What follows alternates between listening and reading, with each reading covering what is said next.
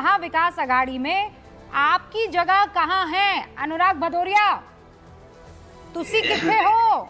अच्छा, देखिए रुबिका जी, एक बात तो बिल्कुल सही है। बीजेपी, शिवसेना, एनसीपी पार्टी में तो कंफ्यूजन हो सकता है, क्लियरिटी नहीं हो सकती, लेकिन महाराष्ट्र की जनता में एकदम क्लियरिटी है। वहां कोई कंफ्यूजन नहीं है कि उन्हें भारतीय जनता पार्टी को हराना है। ये उनका एकदम मन क्लियर है। उनके एकदम कोई कंफ्यूजन नहीं है पूरे महाराष्ट्र में।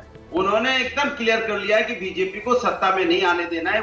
वो पार्टी है जो कहती कुछ और है, करती कुछ और है, ना किसी अपने गठबंधन की साथी है, ना वो जनता की साथी है। ये बड़ी अच्छी बात कही आप। वो सिर्फ सत्ता के साथी है। किस तरह सत्ता मिलेगी? जैसे अभी नवाब मलिक जी के बारे में आपने सुना, पहले अजित पवार जी के बारे में आपने सुना था। इनका ये कंफ्यूज पार्टी है, इनको पता ही नहीं करना क्या है। तो इसलिए इनके साथ जनता नहीं है। दूसरी बात, इंडिया गठबंधन एक है। हमारी सीट शेयरिंग भी अच्छी तरह से होगी। हम मिलके चुनाव भी लड़ेंगे, लेकिन बीजेपी के पेट में दर्द है। हाँ, इसमें कोई दो राय नहीं। वो छलो छक्के कूद के आते हैं। देखिए, वो अपना नहीं संभाल रहे घर, अपना घर उनसे संभल नहीं रहा है। ना एनसीपी संभल रही है, ना बीजेपी और शिवसेना आपस में जो नहीं। पर अनुराग जी, मैं आपकी बात मानूं कि आपके अध्यक्ष की बात मानूं, जो कह रहे थे गठबंधन धर्म नहीं निभाया जा रहा है। आप कह रहे हैं हम सब एक हैं। हाँ, आप लोग एक हैं, तो आप कहाँ हैं? मेरा तो पहला ही प्रश्न ये था। 12 सीटों पर आप चुनाव लड़ना चाह रहे हैं, आपको एक आधी सीट भी मिली है क्या?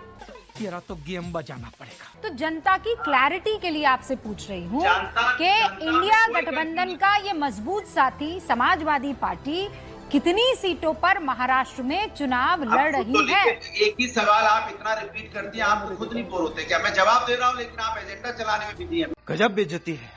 ये इसको बोलते हैं देश में लोकतंत्र खतरे में। मैंने विपक्ष बोलना शुरू होता है तो वहां से एंकर के साथी चिल्लाने शुरू कर देते हैं। मैं बोल रहा हूँ, मैं किसी बीच में नहीं बोला अभी। देखिए, मैंने आपको क्या बोला, अब मैं बोल लूं। देखिए, सवाल ये है कि किस तरह से देखिए देश में हो रहा है। भाई, बीजेपी के गठबंधन में सवाल पूछा था एंकर ने, उसका तो जवाब दो। अपना सवाल क्या बात है, ये ठीक नहीं है। हम लोग ऐसे डिबेट नहीं कर पाएंगे। अगर आपको एंकरिंग करनी, आप करिए, उनको करानी, उनसे करा लीजिए।